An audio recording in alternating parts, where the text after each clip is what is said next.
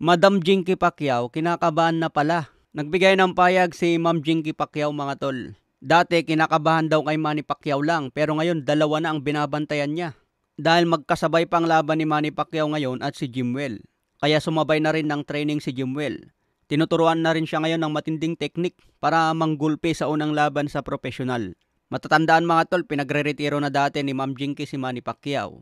Pero wala pa rin siyang nagawa dahil gusto pa rin ni Pacman lumaban. Matatandaan niya po natin matapos ang laban ni Pacquiao kay Yordenis Ugas, may isang video na pinapakain si Pacman pagkatapos ng laban. Marami ang nagsasabi noon na tapos na ang karera ni Pacman, tuluyan ng magretiro dahil sa tinamong damage kay Yordenis Ugas. Pero ngayon sa edad na 46, babalik pa si Pacman at subukang agawin ang WBC belt ni Barrios. Kaya halos lahat ng boxing analyst mga tol isa ang komento kay Pacquiao. Baka raw dito na magulpi ng todo si Pacman. Counter-puncher din si Mario Barrios at marunong mag-outbox. May lakas din ang right straight nito. May kabagalan man si Barrios at hindi magalaw. Pero siguradong kakayanin niya tanggapin ang malakas na power shot ni Pacman. Kaya malaking faktor dito kung kakayanin pa ba ni Pacman tumanggap ng suntok at kung kaya pa ba tumagal hanggang late rounds.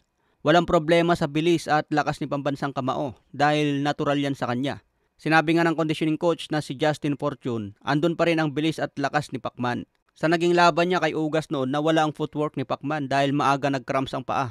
Kaya hindi niya nagamit noon ang in and out na galawan. Bumagal din siya noon kaya laging tinatamaan ni Ugas ng right straight.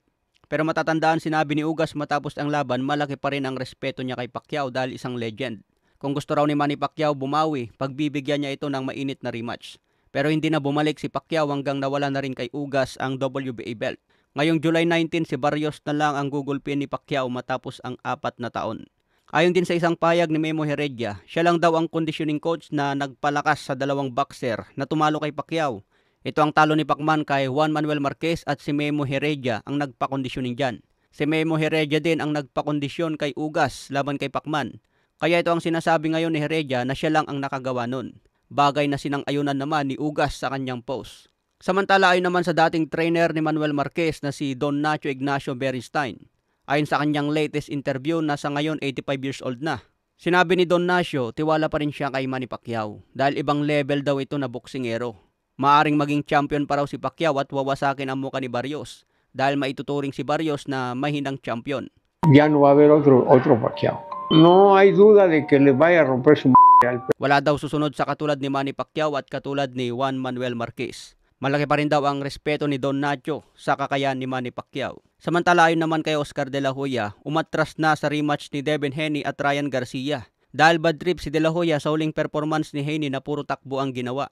Nawalan ng gana si De La Hoya dahil wala nang magkaka-interest sa rematch. Alam ni De La Hoya na matatalo lang si Ryan Garcia kung hindi niya ma-knockout si Devin Haney. Hindi rin maganda ang performance ni Ryan kontra Rolly Romero. Kung kay Rolly natalo na siya ng puntos, paano pa kaya kay Devin Haney na hari ng puntusan? Kaya mas naaabuti kay Ryan kung lalaban na lang sa iba para hindi na makaganti si Devin Haney.